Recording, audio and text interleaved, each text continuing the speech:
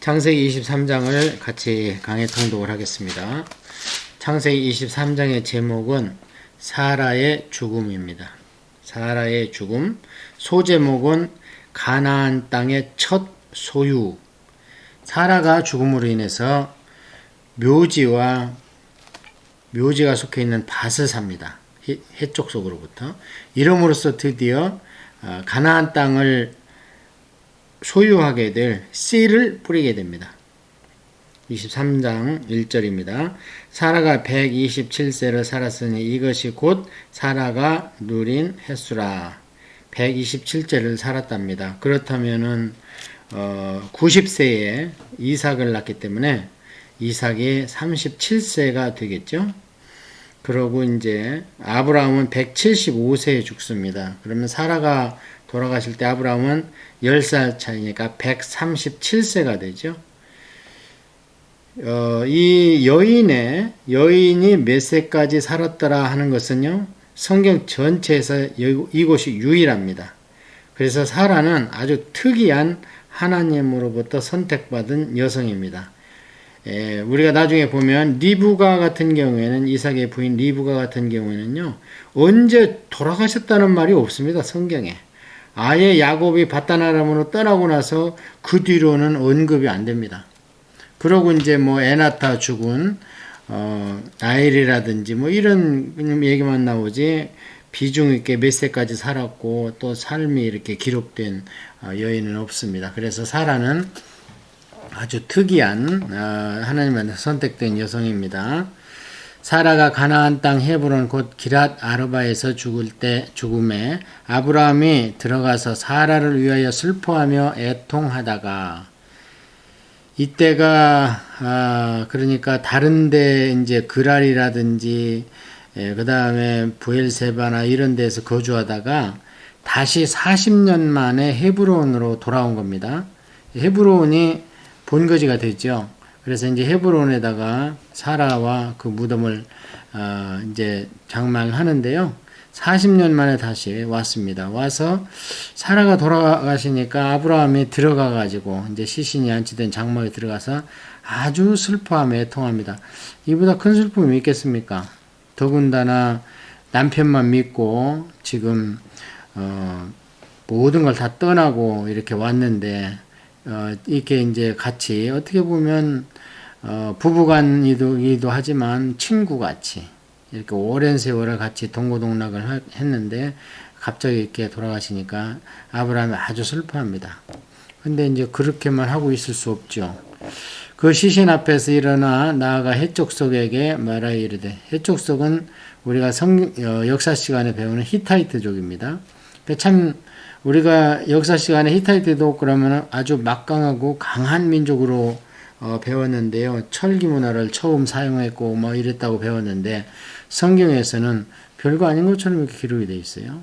나중에 이제 다윗 때 우리야 장군이 이 해족속에서 이제 이스라엘로 귀화해가지고 군대 장군이 된 그런 케이스죠. 나는 당신들 중에 나그네요 거류하는 자이니 당신들 중에서 내게 매장할 소유주를 주어 내가 나의 죽은 자를 내 앞에서 내어다가 장사하게 하시오. 세상에 60년간, 정확하게 계산하면 한 62년 산 것 같아요. 이 가나안 땅에 팔레스타인 쪽에 와서. 그런데 지금 뭐라 그래요? 나그네요. 거류하는 자라, 지나가는 과객이라 그 뜻입니다. 이게 이제 60년을 살았지만, 그렇잖아요. 캐나다 이민 온 지도 20년 넘고 해도 또 30년, 40년 사신 분들도 얘기 들어보면 낯설죠. 예.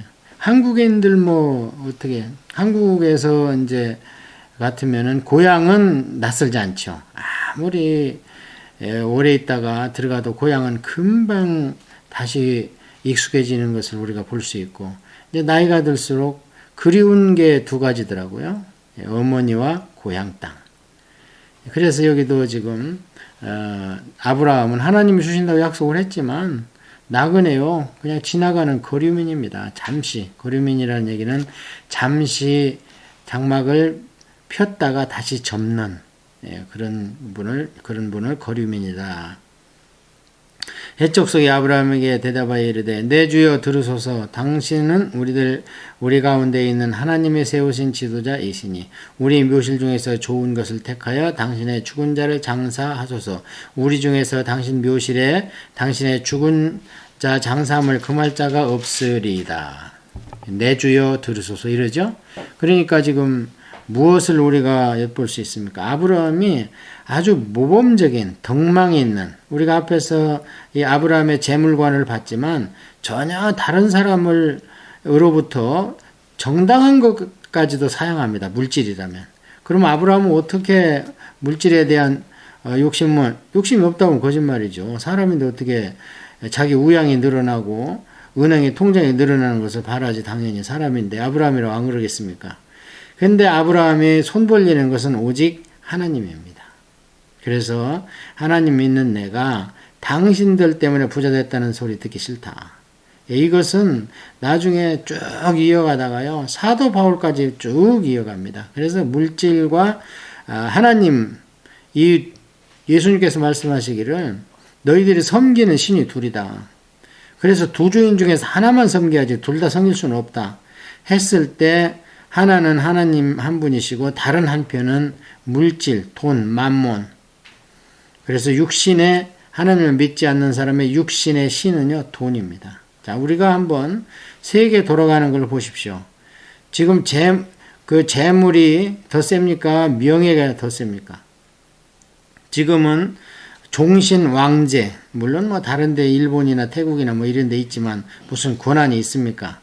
그래서 이제 권력은 점점 다 임기제로 가면서 권력이 돈 앞에 굽실거립니다. 천하 없는 권력도 재벌 회장 앞에서는요, 굽실굽실하고 나중에 한 자리나 한 푼이나 어떻게 얻어먹을까 보고 손 벌리고, 그래서 자기 권력을 재벌한테는 관용을 베풀고 이런 걸 우리가 많이 보잖아요. 요한계시록 보면은 모든 왕이나 어디 전부 장사꾼이라고, 상거, 이렇게 거상 이렇게 나옵니다. 그래서 여기도 아브라함한테 우리가 물질관을 배워야 되겠는데요. 예수님께서도 경계하신 것처럼 우리가 물질을 추구하지요. 그러나 그것을 아주 우상 정도로, 경배할 정도로 다른 것을 자존심이니 뭐 이런 거 다 그러지 않고, 정당하게. 그래서 아브라함이 일어나 그 땅 주민 해족속을 향하여 몸을 굽히고, 이렇게 우리가 성도와 이방인은 서로 존중하는 관계를 가는 게 아주 맞습니다. 교회 가는 걸 반대하는 사람들도 교회 다니는 사람은 착해야 된다는 것은 알고 있어요.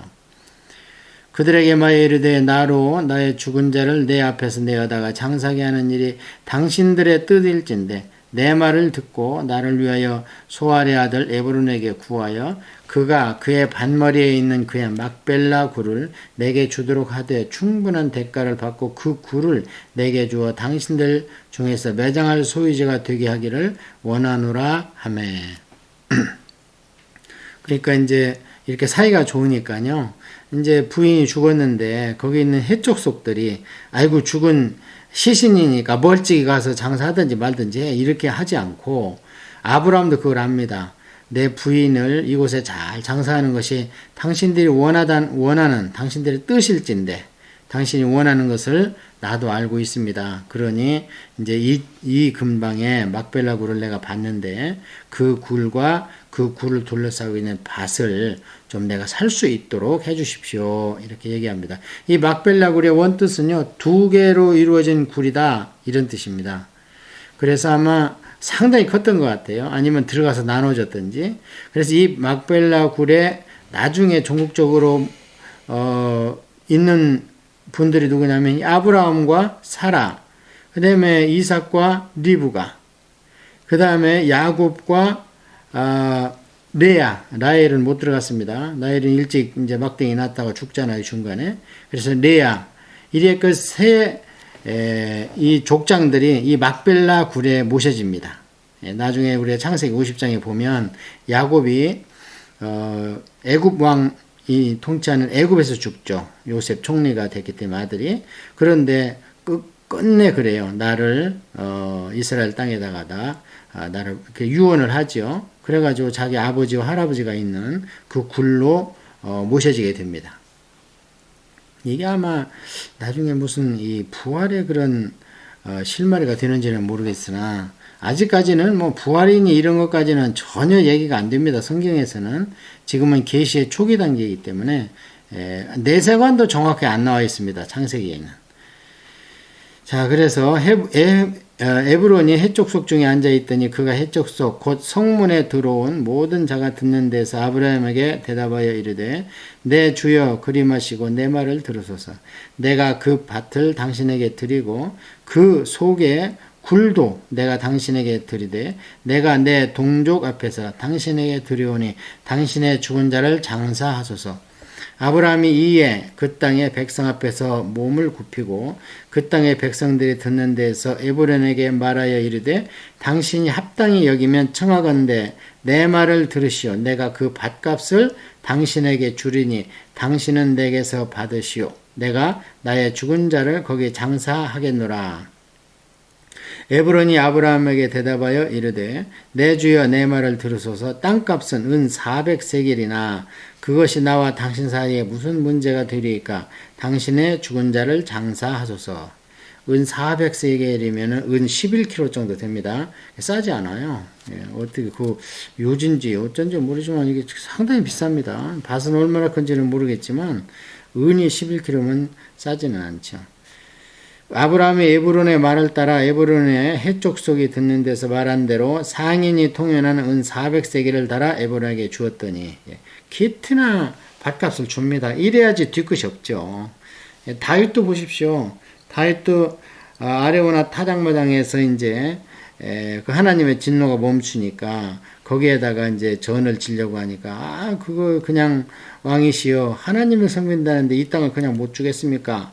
하니까 다시 끝끝내 그것을 은 50입니까? 이제 그게 역대기하고 열왕기에는 그 준 대가가 다르게 표시가 되어 있는데 어쨌든 끝내 상당한 값을 치르고 합니다. 그래서 오늘날에도 사실은 그래요. 사실은 성도가 무슨 뜻이 있어서 교회에 땅을 바치고 건물을 바치는 건 좋습니다만 그것을 종용한다든지 그러면 안 되겠죠.